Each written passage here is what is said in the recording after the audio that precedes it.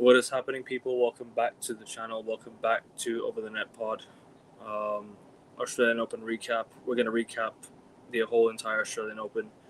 Carlos Alcaraz is your Australian Open champion, and Rebecca is also your Australian Open champion in the women's side. But hey, big up everyone who's locked in. Augustia is here. We're going to discuss the final. We're going to discuss the Australian Open. And yeah, let's get started, man. I can't lie to you. As a Djokovic fan, hurts me to see him lose, but you know what? You make the point of passing the torch. Passing the torch to Carlos Alcaraz, passing the torch to a real winner. Somebody who really deserves to win. Somebody who deserves to be a champion. Somebody who has that, mental edge to be a champion. Alcaraz is that guy. He in my opinion is the best player in the world. Not Yannick Sinner. It's him. If anyone, it's Alcaraz. No better person than Alcaraz. It's a shame that Djokovic couldn't hold on to his Australian Open finals record. And trust me, I hate it when records get broken like that. But nothing much you can do about it. Shit happened and it happened. We gotta move on, unfortunately. But hey, Augustia, let's discuss, bro. What's happening? Carlos Alcaraz, you nailed it at the beginning of your intro, Akavin. You called him the Wimbledon champion. I don't think you were wrong. I just think you're foreshadowing. You're about 6 months too early, Akavin, because what Carlos Alcaraz is doing this year is unprecedented. He's won the last 2 hardcourt slams. This is supposed to be his mortal adversary, Yannick Sinner's forte, his bread and butter. But at the age of 22, Carlos Alcaraz, the youngest man to ever win every single Grand Slam. He's done the career slam at 22 years of age. Djokovic did the career slam when he was 29. Federer did it when he was 27. Nadal did it when he was 24. Alcaraz is transcending logic reason. He's defying every single obstacle and record there is. And he isn't just chasing the records, he's setting the records and becoming them himself. So kudos and congratulations to Carlos Alcaraz, because as Ekman said, he isn't just world number one. He is by far the most complete player I think I've ever seen in my lifetime. Offensively, he can play every shot in the book. He has the Federer unpredictability and extraordinary. He has the Djokovic robust defense. He has the Rafa athleticism and endurance, coupled with mentality, like we saw in his first Wimbledon final against Djokovic, when he managed to close out in a 5th set to beat the man that even Roger Federer couldn't topple in a 5th set of Wimbledon. And then he did it again in Melbourne, in Djokovic's kingdom as well. So congratulations, Carlos Alcaraz, because to do what he did and to win his 7th Grand Slam title at 22 years of age, Ekavin, nothing but praise, reverence, admiration, and respect for him. And in terms of Djokovic's performance, Ekavin, no shame in that. The fact that Djokovic even made the final itself is a miracle. He beat the one man that had Djokovic's number throughout the last few years. The one man when Djokovic retires could be like, that was my Achilles heel. No more. Because Djokovic beat Prime Sinner and Prime Sinner's favorite type of surface, favorite type of court speed. But then he ended up facing Carlos Alcaraz. And in that first set, Ekavin, you and I both, after Djokovic commanded his way to winning 6-2, was it? A double break against Carlos Alcaraz in the first set. For a second, we all thought, no way. Can he go the distance? Surely. But then in the second set... Because he had the break point as well in the second set. Don't forget, I was thinking he did. But what we fail to understand is in that first set, while Djokovic was very calm, very composed, shot making was sensational. Carlos Alcaraz's level was, to put it bluntly, pretty shit. Far from his usual level. So in that second set, what did Alcaraz do? He changed the pace of the rallies. He shortened the length of the rallies. He also served far better, from under 50% in the first set to almost 80% first serve. And Alcaraz basically found somewhat of his accustomed rhythm, and ever since that, even if they go toe-to-toe, the truth is, today, with their active ability, if Djokovic plays to his peak, if Alcaraz plays to his peak, 9 times out of 10, Carlos Alcaraz will comfortably win. And that's what we saw at the Australian Open. It was the king of Melbourne, passing the torch down to the little titan, as Djokovic called him, and Carlos Alcaraz is now the king of the tour. Are you saying that Alcaraz is the younger version of Djokovic? No, I think he's the younger. He's the first Alcaraz, but he has elements of all the big three. So he has Federer's offense, he has Djokovic's defense, and he has Rafa's athleticism. Of course, he has his flaws. His serve isn't as good as Djokovic or Federer. It's getting there, but mentally, he is the first Alcaraz, and he is so complete mentally, Ekvin. That's the difference between him and Sinner, right? Sinner had 18 break points against Djokovic in the semis. Alcaraz had a fraction of that, and he broke Djokovic way more than Sinner did. So that's the difference. And only thing about Yannick Sinner is, do you think he looked like he was on it? Like, do you think he was fit? Because people talked about Yannick Sinner not being at his best. Because if Djokovic is not able to beat Yannick Sinner, then there's a definite chance he can make more Grand Slam finals. Because he has to overcome Yannick Sinner in pretty much every single other Grand Slam now. If this is the version of Djokovic I'm seeing in a Grand Slam semifinal, what about this version in the final? You know, what about this version in the final? The Djokovic in the final was not the same Djokovic in the semifinals. It was in the first set. In the second set, we all thought, all right, Djokovic has to break point here. Like, oh my God, please don't let me dream. Unfortunately, that break point didn't happen. And Djokovic had the chance in the fourth set to take it to a tiebreaker, which could have potentially taken it to a fifth set. Do you know? I mean, he had chances to win. Like, let's not say Djokovic got outplayed. I mean, Djokovic got outplayed, but not to the extent that we all did. In the first set, I felt like he used all of his energy up. I felt that Alcaraz let him play his game in the first set. I said, Alcaraz pretty much said, you know what, I'm going to let you do your thing, going to let you conserve all your energy. Sorry, going to let you use all your energy up, and I will take advantage from the second, third, and fourth set onwards. That's how I felt. I felt like Djokovic was played into Alcaraz's hands. This is not me saying Djokovic had a bad game. He didn't play bad. It's just he used up his energy too early on. Whereas, in my opinion, if he was able to conserve a bit more energy into the second set, maybe you just never know. It'd have been a different second and third, because he got smashed in the second set. He got smoked 6-2. The same exact score he smoked Alcaraz in the first set. Could the second and third set have been different if Djokovic was able to conserve his energy? Who knows? Results can be different, but then again, it's a Grand Slam final. Djokovic was there mentally.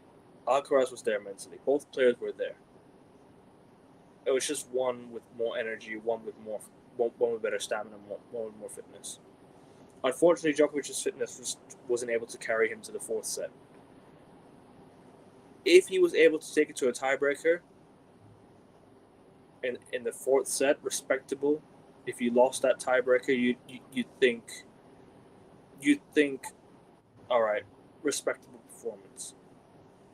Unfortunately, he choked on his own serve, and he had the chance to take it to the tiebreaker. He didn't. I'm not ranting about Djokovic. If I don't think I'm ranting about Djokovic, I don't think so. I'm not. All right, I'm not ranting about Djokovic. This is not a rant. This is just how I observed the game and how I observed it went. Unfortunately, he didn't take his chances, and that's what punished him. Like I said, break point in the second set. If he had broken early on in the second set, he could have gone on to win that set as well, and that would have been love 2 up, 2 sets to love up. You know what I mean? With the chance to take it to a tiebreaker in the fourth set, which could have potentially won him the match. It was mistakes that let him down. He made the mistakes, and that's why he lost the match.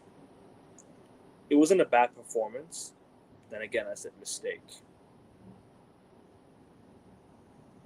This guy's getting his timed out. Yeah, no, he's getting timed out. I knew he'd be in the chat. I knew he'd be in the chat because you know why? He loves to cook me for all the wrong reasons. Enjoy the Arsenal game tonight, bro. You know what I mean? Enjoy the Arsenal game tonight. You know what I mean? We'll see what happens in the semifinals. Big up, Manch. Big up to you, bro. You're right. it is difficult to predict the ladies' side, but the men's side, you pretty much know who's going to win. Mm-hmm. Yeah, can I jump in for a second, Ekevin? Go on, please. You mentioned the reason Djokovic floundering and faltering to Alcaraz being energy. The truth is, going forward, I don't see when and where and how Djokovic is able to get that energy in the third or fourth set. This was supposed to be his last best chance. Because he used it all up. And to put that into context, Djokovic had the least amount of hours on court among any semifinalist. He didn't play in the round of 16. His quarterfinal opponent, who was whooping his ass 2 sets to love up, retired midway through the third set. Djokovic basically had a midweek, a free midweek. He came and played Jannik Sinner 4 hours. Stunning performance, no doubt about it. But this was his best chance. And again, Djokovic can be anyone on any given day. But the fact is, at 38 years of age, it's not really about fitness. It's more about fatigue. The accumulated fatigue across 20 years of professional tennis gets to Djokovic. It is a burden. It is a heavy load on Novak Djokovic, where 7 matches of best of 5, no matter who the caliber of opponent are, with the rigorous, rapid conditions of these courts, it is almost a death sentence for Djokovic unless his 2 biggest adversaries, Jannik Sinner and Carlos Alcaraz. You could even make the case Alexander Zverev as well. Unless they have a banana slip, Djokovic's path to winning a Grand Slam is neon impossible now. And I think you saw it at the end of the match. Novak Djokovic himself, the man that always says belief is the most important thing. It absolutely is. But even he said before the tournament, he didn't think he'd be in the final. Ekevin, as a Djokovic fan, that must have been foreign. Imagine finding out that Djokovic said that years ago. He didn't believe he'd be in the final. Djokovic's whole career has been, I am going to disrupt the dominant duopoly. I am the best there is, the best there was, the best there'll ever be. Yet that Djokovic wasn't intimidated. Rather, he recognized that, hang on a minute, this isn't my generation. I am no longer the guy anymore. And as Djokovic said, he didn't confirm that he would appear at the Australian Open next year. And I think with good reason. As much as I'd love to see Novak Djokovic return down under, when it comes to winning a Grand Slam, I'm not writing him off. I just would be amazed if on pure merit Djokovic was able to win a Grand Slam. It just wouldn't make sense. No, like I said, he should have protected his finals record instead. I felt like he could have, I really felt like he could have protected his finals record, because, and this is not me saying I don't want Djokovic to play. Of course, I want him to play, but I would have loved it. I would have loved it if he never had lost his finals record.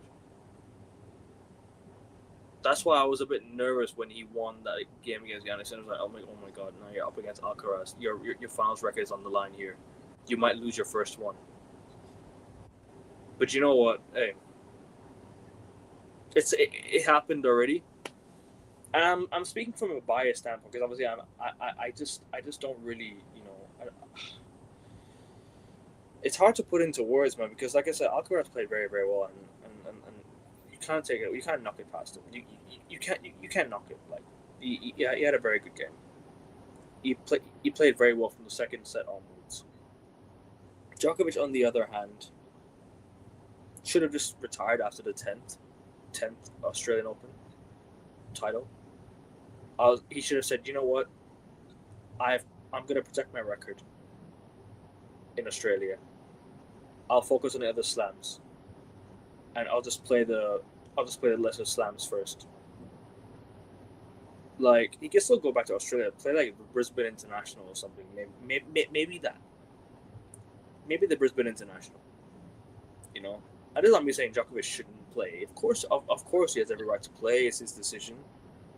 But like I said, records getting broken hurts, and it hurts me as a fan, because all my life I've seen, every single time I've been into an Australian Open final, like seeing an Australian Open final, I was like, yeah, Djokovic is there. He's gonna win this for sure. It's his court. This is gonna be his.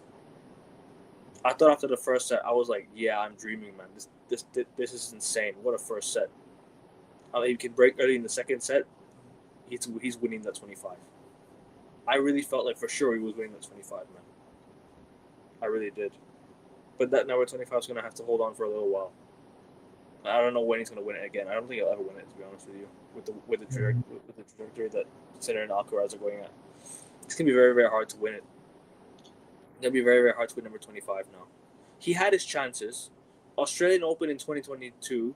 If it wasn't for the Australian Open, bullshit rules and regulations, he could have won that one. Rafa wasn't beating Djokovic in the final. Let's be honest with you. Not a hardcore final. Not there. No offense. I didn't see it. I didn't see it happening. And Wimbledon 2020 was cancelled. If all those factors didn't come into play, Djokovic would have had 27 slams by now, in my opinion.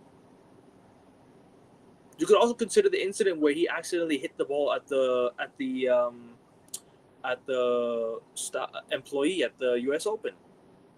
If all these factors didn't come into play, he could have had 28 slams by now, in my opinion. I'm just being honest with you. So listen, at the end of the day, congrats to Alcaraz. He deserved it. Djokovic, tough luck, unfortunately, it had to come into the hands of Alcaraz at that, but yeah, we'll see what happens at French. We'll see what happens in France. We'll see what happens at Roland Garros. But yeah, that's all I can really add, to be honest. That's all I can really say. I'm people might think I sound salty. I'm not salty. I'm just sad. To be honest, I'm just sad. Like, I really thought this was his year. I thought this was his tournament.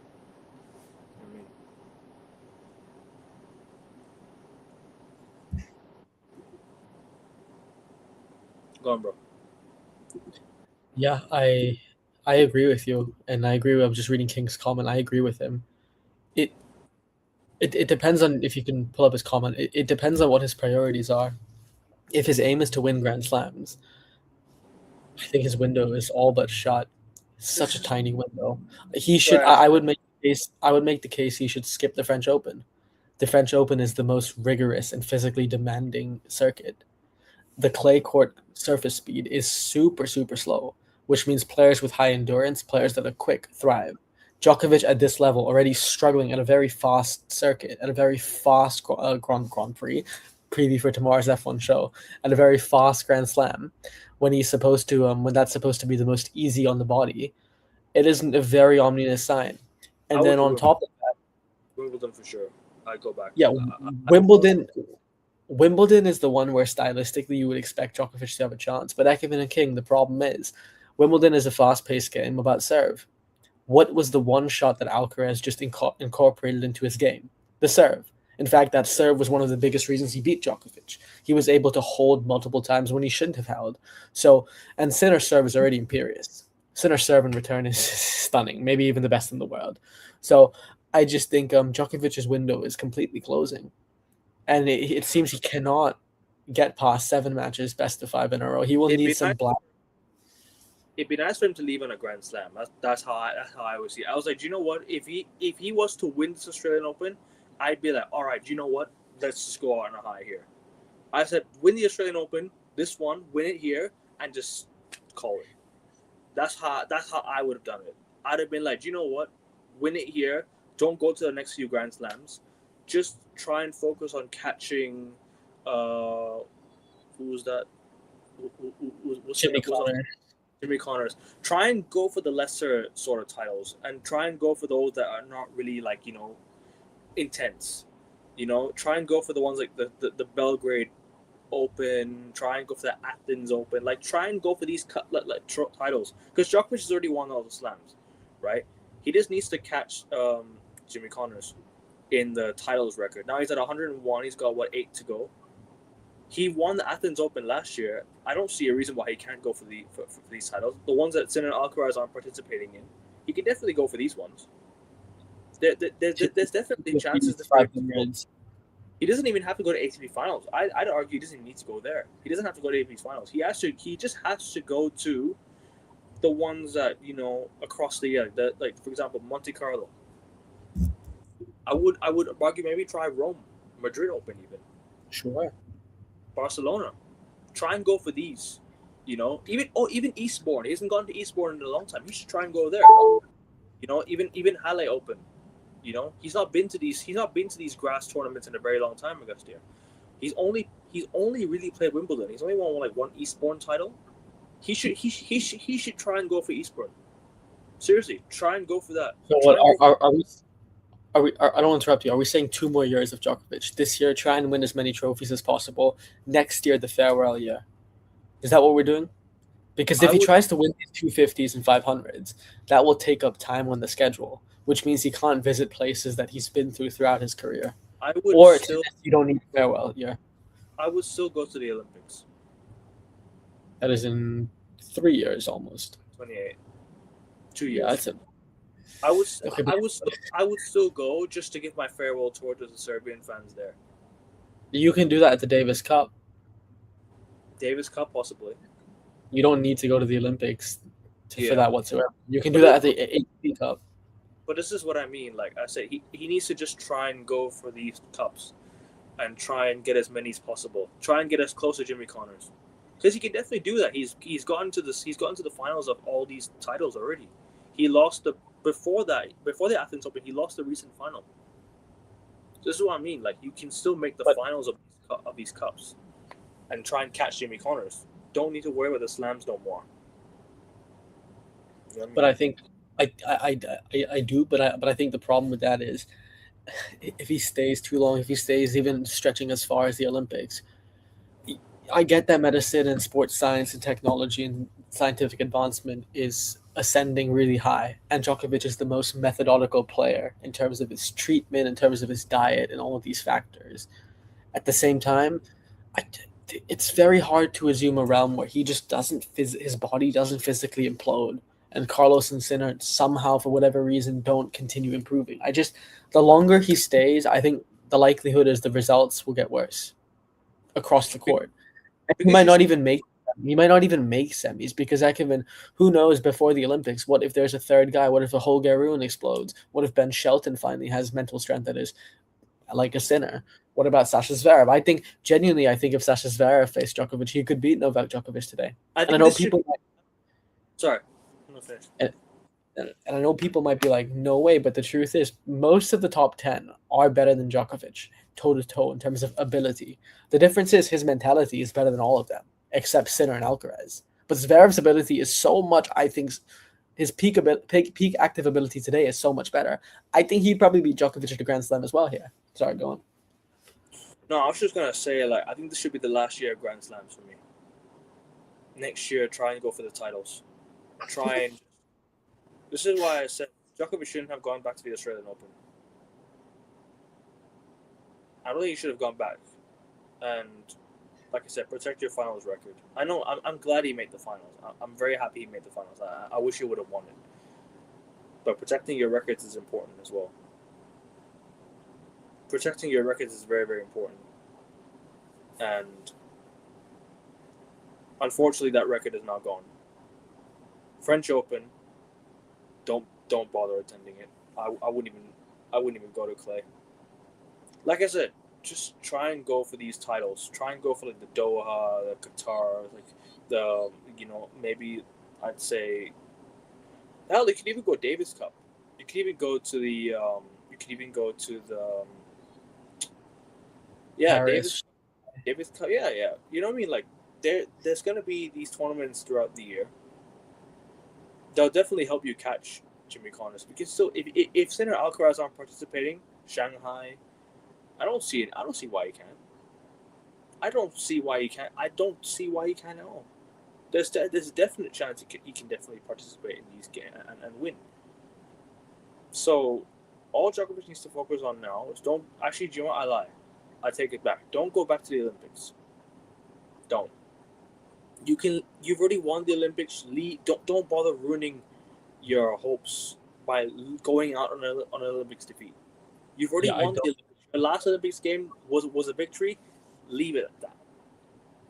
Leave it at that. Leave it at that. Don't bother going back and trying to go for another one. You've already won the one that you needed to win. That was the one that was missing, the Olympics. The one that everybody's been saying that Djokovic doesn't have, that he now finally has. Don't bother going back. All you need to do now is just worry about getting your fitness back up. Because when you were fit against Sinner, absolutely decimated him in 5 sets. He decimated Sinner. Let's just be real. He outplayed Sinner. Completely outplayed Sinner. When Djokovic is fit, when he's not injured, when he doesn't fall and hurt himself like he did against I forgot who he was against, but he hurt himself in one of the games. It was after Van der Schultz or something. It was the game after that. It wasn't Musetti. It was another one. Or was it Van der Schultz? I don't remember what it was. But this is what I mean. If he doesn't injure himself, if he can stay grounded, stay fit, and just try and conserve energy in matches, he could definitely take it to 5 sets and definitely get the victory.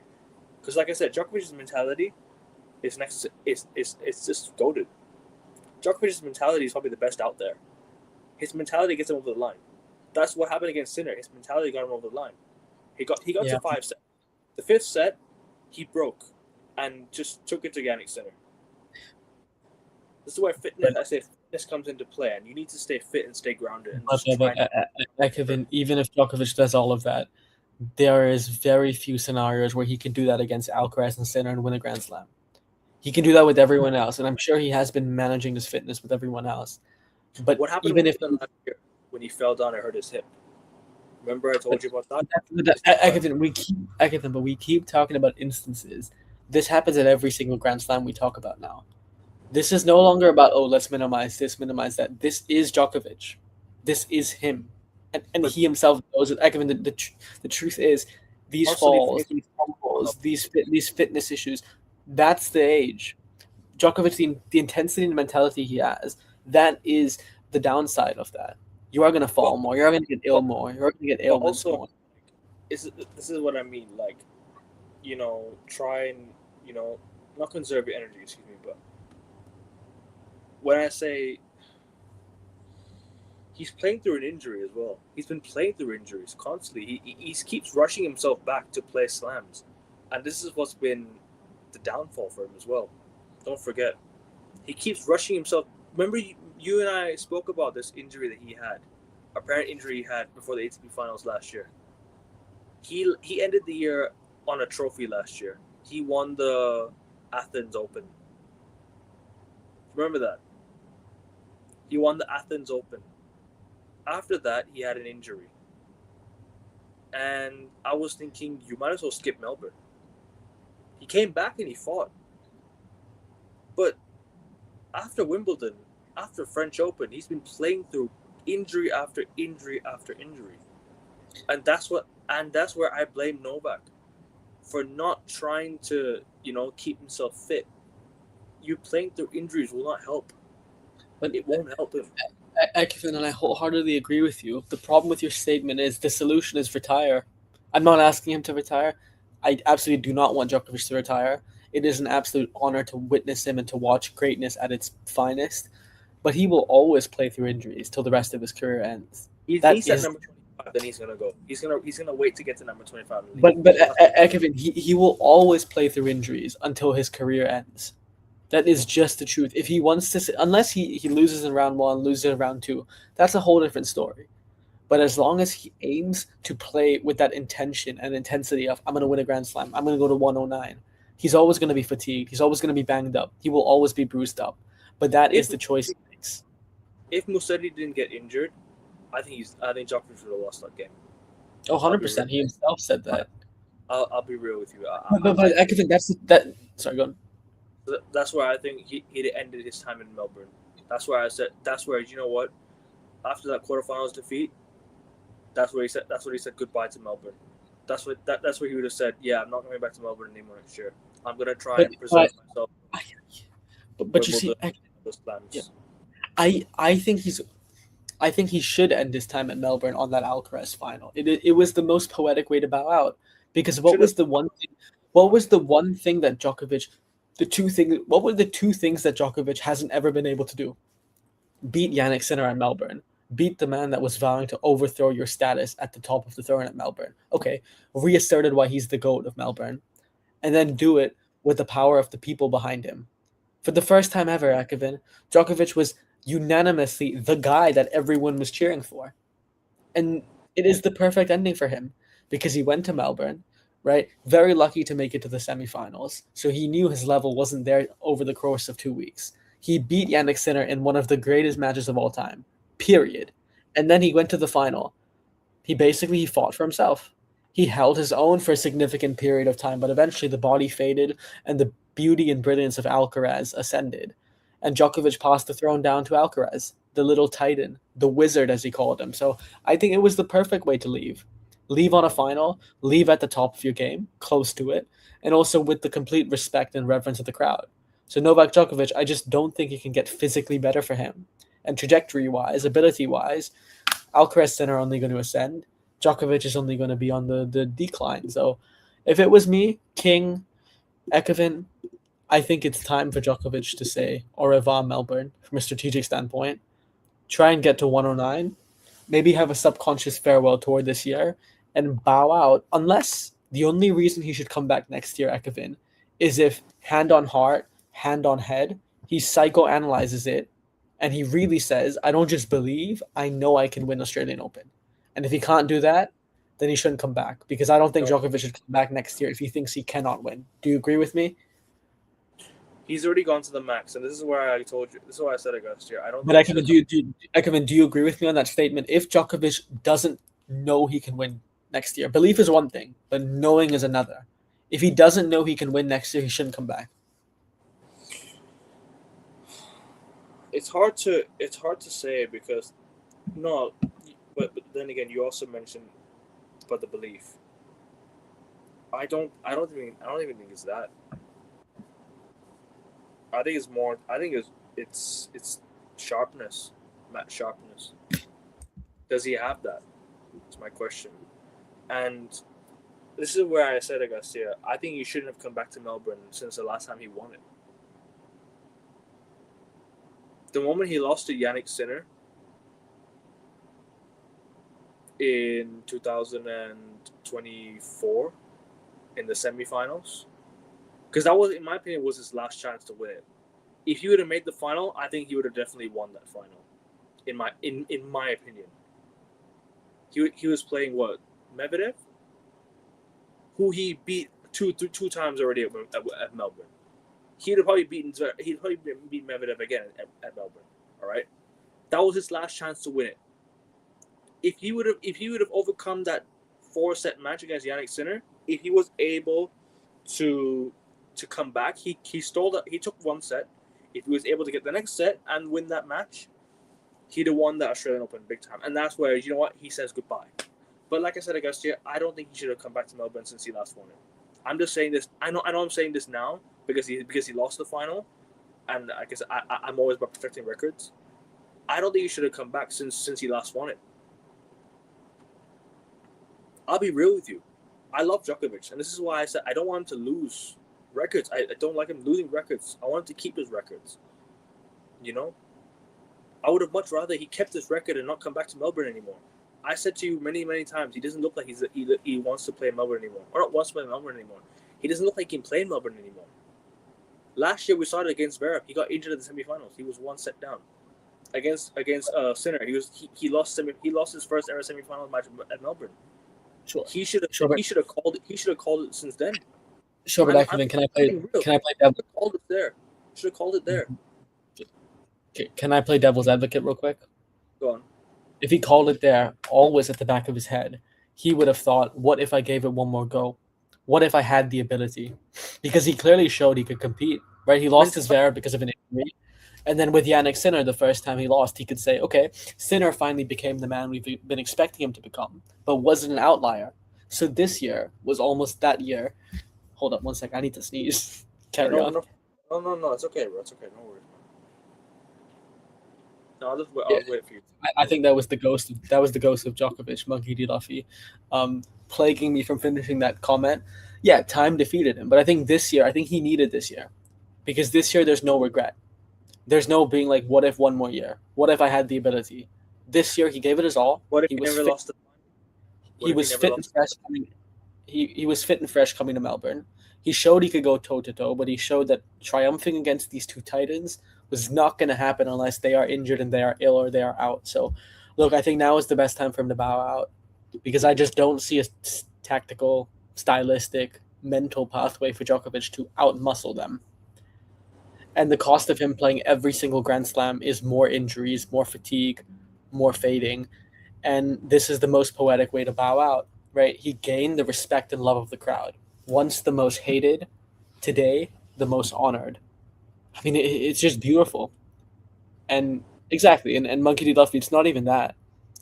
If Alcaraz plays at his peak today, if Djokovic plays at his peak today, Jop Lao, Alcaraz wins. Probably in 3 sets. Because let's be honest about that first set. Djokovic was impressive, but Alcaraz was very shit. He was very underwhelming. His first serve, he could not land a serve. He was missing I shots. He looked erratic. Yeah, and I and agree. and and two, if you mean the gap between them and everyone else, and the gap between Sinner and Alcaraz, absolutely. Oh, he Because means the gap between I think, yeah, and I think this is a good difference. That final set, that fifth set of Sinner and Alcaraz, and the fifth set of Sinner and Djokovic, the fifth set of Alcaraz and Djokovic is case in point. Sinner had 18 break points in the entirety of his match with Djokovic. He converted two. In the beginning of the fifth set, Akafin, remember there was this long game where Sinner had around 6 break points, and Djokovic saved them all. He held to the very end, and then he broke Sinner at the end of the set. Then he served out to win. That exact same scenario happened against Carlos Alcaraz, except the difference, unlike Yannick Sinner, whose weapons of serve, returning, backhand, forehand, S tier, Carlos Alcaraz has those S tier weapons and two more things. He has variety and mentality. Alcaraz was Agreed. playing every single shot in the book. He was pushing Djokovic around the court, and on top of that, not only did Alcaraz lose those initial breakpoints opportunities against Djokovic, but when Djokovic, the most mentally robust player in the history of the sport, was serving to stay in the set at 6-5, he broke Djokovic to win the championship. He did something that was unthinkable. And he Yeah. was comfortable and he was classy and he was absolutely calm at doing it. So that's the difference, mentality, variety. And that's why Alcaraz, to me, I'm going to say it on air right now, 37 minutes into Australian Open recap, Carlos Alcaraz might win the calendar Grand Slam this year. Okay. In fact, I will predict it. I will go on air and say, I believe Carlos Alcaraz will win every single Grand Slam this year. Should I clip this one? You may clip it, but I have to have a caveat, subject to injury, of course. Okay. So that is my prediction. I expect him to win every. I think he wins the French. I think he wins Wimbledon and the U.S. Open. He's shown that I he's agree. I think Alcaraz is a better player than Sinner.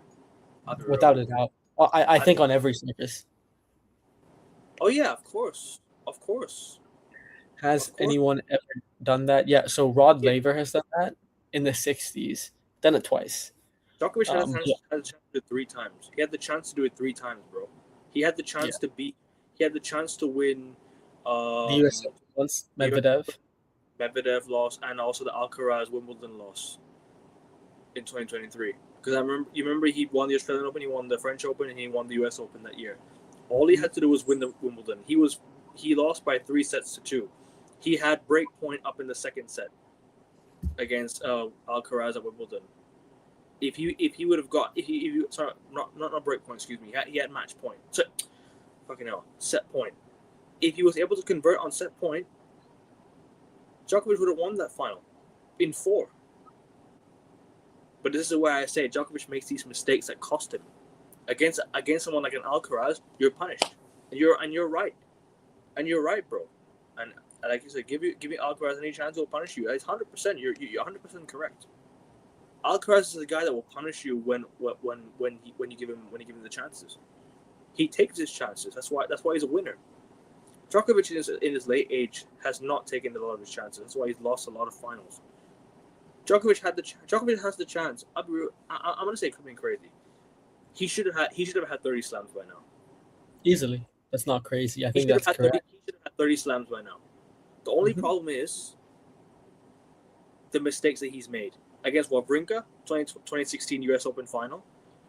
Wawrinka in the Australian Open final too, Akavin. Wawrinka, no. Wawrinka, Djokovic never lost the Australian Open final to Wawrinka.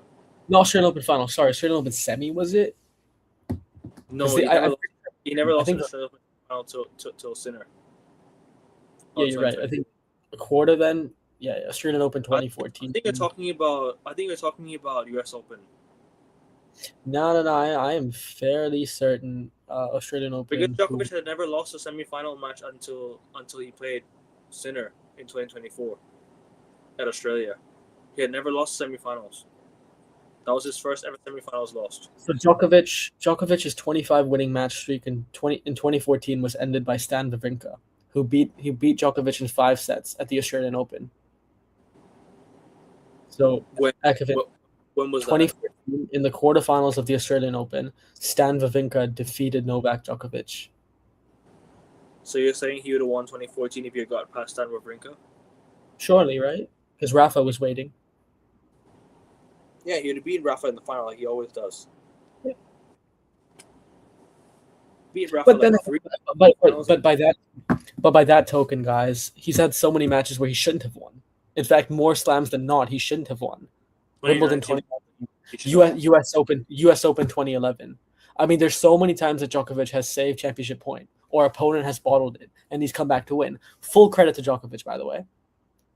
But at the same time, checks and balances. I think 25 is fair. It's fair given the circumstances. I think the one that should have won the most Grand Slams, without a doubt, is Roger Federer. In terms of Ekevin, in terms of pure ability, in terms of the amount of times that Federer had chances to win Grand Slams, Ekevin, if Roger Federer had Novak Djokovic's winningest mentality, Federer would have been on 30 for sure. Not even close. Imagine, because without a doubt, I mean, we all agree Federer's offensive game is the most ruthless, the most relentless, the most indefensible.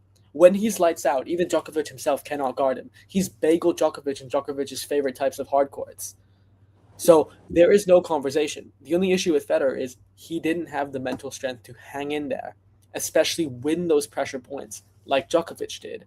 Had he had that mentality, I think Roger Federer would have been the undisputed greatest athlete of all time. Because from an impact standpoint, he already is Mr. Tennis himself. Right? He is the face of the sport. He is the most elegant. He has transcended the sport. He has globalized it. He has the most fans. Yeah, he's won. There's an ATP Fans Player of the Year award. Federer won it for 20 years in a row. So he's unquestionably the guy of tennis. He's the face. But he didn't have the mentality that Djokovic had. And that's the difference. So, yeah, I think Federer should have the most Grand Slams. And I think that Djokovic 25 is where he should be. But the problem with Djokovic is that I think his boat has all but sailed. If anytime he ever wins one more slam, just call it a day there. Oh, I wholeheartedly agree with you. Yes. Whether it's the Wimbledon or US Open, whatever it is, French Open, just call it a day there. Although I will say, if he wins the French Open with Wimbledon 1 week away, it'll be interesting. No. If he wins the French Open, play Wimbledon. So yeah, I'll say it's right there. Like you can play. Yeah. But if he wins Wimbledon, don't even go to the US Open. There's no point. No. Do you know what? Actually, no. Do you know why he should? Actually, I lied. Do you know why he should? Because all these slams are right near each other. Momentum will carry you on. Because Australian Open is like months down the line. It's like you have to wait for 2-3 months before another slam, or it's like 4 months before another slam. 5 months in between waiting and exactly the next one. Yeah. French Open, Wimbledon, US Open are all within 3 months of each other. I'm not saying 3 months apart, but 3 months. So French Open is like May, June, and then like July is Wimbledon, and then August is the US Open. Mm-hmm. August, September is the US Open. So it's all within reach of each other. Whereas the Australian Open is like 4 months before. You know what I mean? So yeah, that's how I see it. Like I think momentum can carry you. If you would have won this Australian Open, yeah, just call it here. And you know what? Get that statue built outside Rod Laver Arena. I don't care. He has to. This guy has won the most slams in Australia. If he doesn't get a statue, then I think it's a disgrace. I'm gonna be real. He should get a statue outside. He should get a statue outside Rod Laver. No disrespect to Rod Laver, but this is Novak Djokovic's court. He's won the most slams in Australia. How does he not get a statue there? How? He will. He will. Don't worry. That is a certainty. He has to, man. He has to get a statue. And like I said, anytime he wins the next slam, call it. But for now, try and focus on these but try and focus on these tournaments. mini tournaments in between the year. Try and go for Qatar. Try and go for Monte Carlo, whenever it is. You know what I mean? Try and go for these tournaments now in between. Try and focus on these slams. Try and focus on these tournaments before you get to the next one. You know, try and pick up the cups. Try and pick up the trophies along the way. Maybe you could reach 109. Because if he doesn't play in the same tournaments as Sinner and Alcaraz, he can play in these if he can play in the tournaments like, for example, Shanghai. Sinner and Alcaraz ain't gonna go there. I think they probably will. But yeah, tournament like Beijing. Maybe. Yeah, Beijing. Maybe try and go.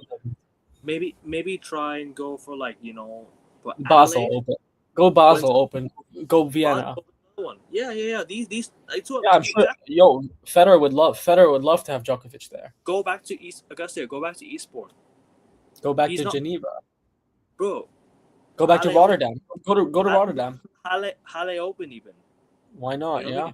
Pick these cups up and absolutely. He definitely gets to 109. If he goes to these tournaments, he can get to 109 for sure. He does. You know what it is with Djokovic? He's been conserving his energy most of the years. He's hardly been playing these cups. That's why he's not at 109. If he was playing these cups, if he was able to play these cups in between these slams, he'd probably be at 109 by now. Yeah, but he wouldn't have won this then. The only issue is he's just skipped so many of these cups. He's skipped so many of these tournaments. He's hardly been able to get to 109. He's skipped so many of them. Do you remember that? He skipped what do you call? But Activin, that's the exact reason he's won. Because he's so precise with his schedule. Because he's so precise with his diet. He's conserving his energy. Had all those skippings not happened, there wouldn't have been this level of success.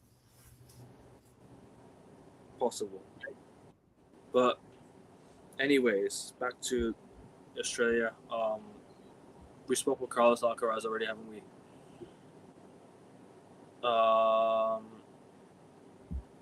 Let's talk about the women's side of tennis. I didn't watch the final, but you can talk about it if you like. Rebecca won yeah. So for those of you who tuned into the preview show, I hope you did, because if you did, you didn't need to watch this final, because your favorite himself, he didn't just predict the final, he prophesized it. I precisely foreshadowed the entire events of the final. I said that Rebecca would win the first set. And then I said Sabalenka would win the second set. It would be pretty much of a whitewash of a set in terms of who is the better player.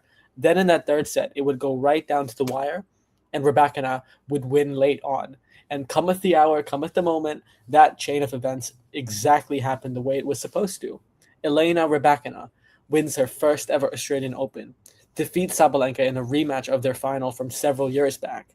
And also, she wins her second Grand Slam following her Wimbledon title in 2022. So kudos to Elena Rybakina, because this was a match between two of the best, the queen of the hard courts, the queen of the power players, the heavy-hitting, fast, flat game, and Rybakina prevailed. But why did Rybakina prevail? Well, form.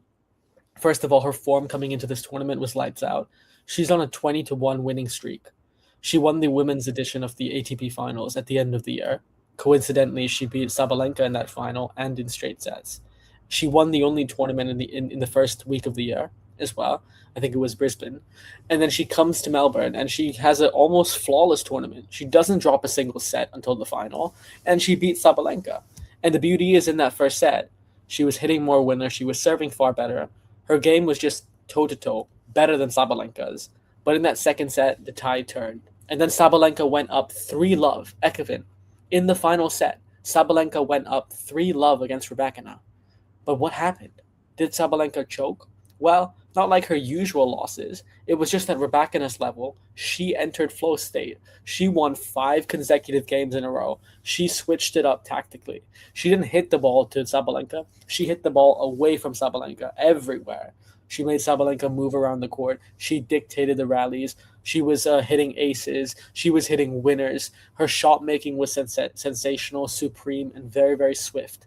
So at the end of it, Rybakina overturned the 3-0 deficit, won 5 games in a row, and then she served out with an ace, may I add, to win the Australian Open for the first time. And the girl from Kazakhstan, becomes the number 3 in the world, and in my opinion, probably the best player on hard courts at the moment in the women's tour. So congratulations, Elena Rybakina. That was a thoroughly deserved victory, and yeah, I think those two are by far the best, and it was a fun final, fun and thrilling. Fair enough. I didn't watch it, so I can't really comment. Just sending my congratulations to Rebecca for winning the Australian Open, beating Sabalenka in the final. You know, well deserved, I guess. That's all I can really say. And congrats Alcaraz as well. But anything more you want to add before we go, or anything you want to say? No, except that if this is the end, Novak Djokovic, if this is the end of your fairy tale love affair with the Australian Open, then thank please give me thank tickets to your last game. Then please give me tickets. I need to go watch your last game somewhere somehow. You know, I'll need to fly out to watch his last game. I can't miss his last game. You know what I mean? I wish the Bangkok Open was still here, man. I'd be there. You know, because Djokovic has been here a few times. He's been in Thailand a few times, and I've never been able to see him, unfortunately. we need to ask Xi Jinping to lend us the Beijing Open back for just a week. It's not even the Beijing Open. Let's just create the new Bangkok Open. Yeah, but the problem is the Bangkok Open became the Beijing Open. Because So even give it Serena up. was playing in Hua Hin. Don't forget, remember Serena Yeah. was Hua Hin as well? She was They still playing do. They still have the Hua Hin tournament. but they don't really take it as seriously. I mean, like No. Some superstar women go there, but there's no men's tournament. Yes, Well, which players like I can play in check. Although I don't remember it last year, but I think there was WTA Hua Hin. I don't know, Hua Hin championships. I think one of the famous Thai players play there. Oh, sorry. That the reason I don't remember it from last year is because they moved it to Singapore, Oh damn! so no longer the Hua Hin tournament. But we've had some. Yeah, man, bring it back to Thailand, man. I mean, we need to see this. We need to see the Bangkok Open return, make it return. You know what I mean? I would love to go watch Djokovic play his last ever game here. I mean, Federer comes here quite often, so why can't Djokovic come here? Remember Djokovic versus Nadal here in Thailand? Djokovic ended up winning. Remember that? Yeah. Yeah, man. I need it. It was an exhibition. Back. I mean, I searched up the Bangkok Open, Ekavin. There's a Bangkok Open tournament that happens a week before the Australian Open. $100,000 prize pool, but it's a challenger tour. So for people that are coming back from injury. But then there's also the Bangkok Chess Club happening at Sheraton Hua Hin Resort this year. So I don't know what's up with that. That's pretty cool. Just throwing that in. You know, good resort, right, Ekavin? Yeah, great resort. But anyways, people, make sure you guys on your way out. Hit the like button, subscribe. We're 4 subscribers away to 550 subscribers. If you guys can help me get, that, that'd be great. Also tomorrow I'm doing the F1 show. As Augustia is back tomorrow for the F1 show. So tomorrow at around 5 p.m. UK, we're going to be doing or 6 p.m. UK, we're going to be doing the F1 mid-season review. We're going to talk about the off-season talk. We're going to try and review as many cars as the released cars as possible. We're going to do the full version when all of it's released for the season preview. We'll do the season preview and the race and each race preview as they go. I'm still gonna be, doing race previews. I might be attending a couple of races this year. We'll see, but I'll still be doing the race previews. I'll still be there. Maybe I'll be in and out on the stream. I'll see. I'll try and get as much as I can. I'll try and get as much content as I can as possible this year, people. You know what I mean? Any match reviews you want me to talk, post? You want any match vlogs you want? Any F1 race vlogs you want? I might be there in some of the Asian races this year. So we'll see. Stay tuned to the channel. You must be, I don't know if you've seen the rumors, you must be very excited for the season. I am. Because you talk about, have you seen the times from the test? Have you seen the talk in the paddock? Your Scuderia, our favorites, are supposed to be deep challengers to Mercedes. Lewis Hamilton topped the timesheet as well. So let's end the stream before shit goes sour. But Yeah, we'll continue this tomorrow. We'll talk about Kim Kardashian's boyfriend tomorrow on the show. we will do. We will do 100%. Yeah. People, see you guys. Any match reviews? Could you review all the top 5 leagues? I'm talking about the Thai league. I can do a Thai league vlog if you want me to. I can go to a Thai league game and vlog it. I'm not gonna review all the top 5 leagues. I don't fucking follow everyone. I just follow results. If you want any match vlogs, I don't mind posting some of them. Yo, don't we owe Santa like an all-time team? Or sorry, Monkey D. Luffy an all-time team in some sports talk show soon? Remind us, because we owe you one. Sure, Mung Tong. I'll follow. I can do that. I can do Port as well. I live nearby Port Stadium. I can definitely do a Port review.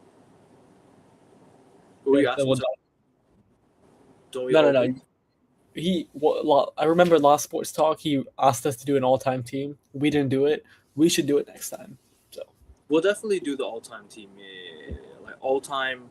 Are you talking about team of the year or all-time? well, I don't remember, but it was a very good suggestion. That's what I recall. I don't mind doing like a draft soon. You know, I don't mind. Yeah. I don't mind doing a draft very soon, like a sports draft. Or a sports draft, but we can do like a what do you call Well, it? sports draft is a great idea. It's original. Sports draft, football Pick the draft. best athletes. Pick the best athletes based on X attribute, And also- Y. And also, I will be doing like I'm gonna be posting. I'm gonna be doing what do you call all-time NBA team filter wise. I'm gonna try and build the best NBA team of all time. I'm actually gonna do the clip right after this. I'm actually gonna film the challenge right after this. So make sure you Nice. tune in. I'll be on it right now.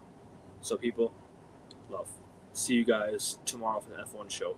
Like, share, and subscribe. Oh, you're the team of the year. Okay, no worries. And to the over the net pod fans, see you in 5 months. No, we'll definitely Before the if any big news happens, we'll be back. So, and also, cricket World Cup starting this weekend. If anyone's interested, let me know. T20 World Cup in India. Love, like, share, subscribe. Love. Jeez.